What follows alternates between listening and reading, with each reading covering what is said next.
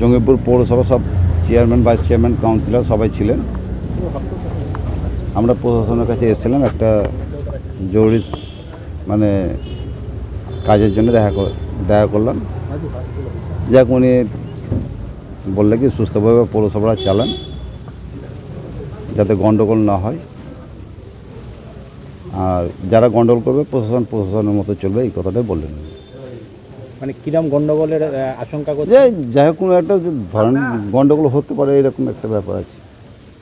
না, আপনি নিরাপত্তাহীনতায় ভুগছেন? না, ওরকম নয়।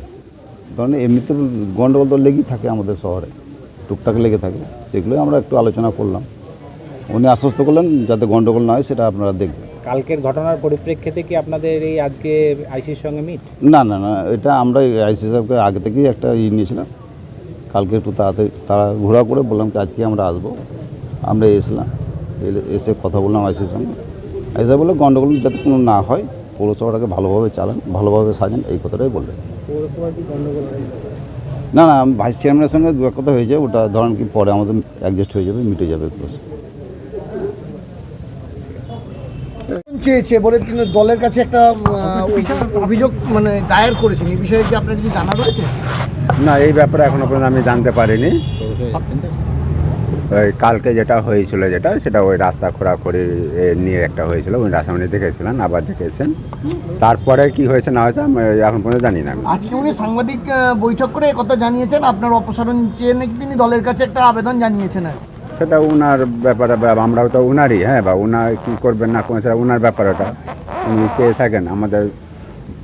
আমাদের নেত্রী মমতা ব্যানার্জি আছেন, অভিষেক ব্যানার্জি আছেন, আমাদের জেলা প্রেসিডেন্ট, আরও উচ্চ নেতৃত্বরা আছেন।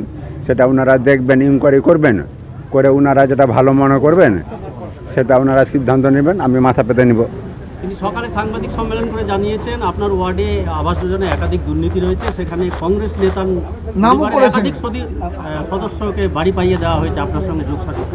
আপনারা প্রথমে বলুন, আবাস যোজনা কি বলা আছে যে কোনো কংগ্রেসের বাড়ির কোনো ছেলে কি মেয়ে আবাস যোজনা পাবে না, কি বিজেপির বাড়ির কেউ পাবে না, কি অন্য কোনো সিপিএমের লোকের পাবে না, এরকম কিছু কথা উল্লেখ করা আছে? উল্লেখ করা নেই তো।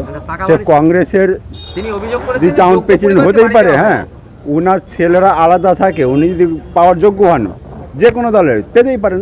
আমার ওয়ার্ডে সব দলের লোককে বাড়ি দিয়ে রেখেছি আমি, পেতেই পারেন ওটা। কিন্তু তিনি অভিযোগ করেছেন যে যোগ্য পরিবারকে বাড়ি দেওয়া হয়নি। দেখবেন যোগ্য আর না অযোগ্য আছে, আপনি ইনকোয়ারি করে দেখবেন, এটাই বলবো।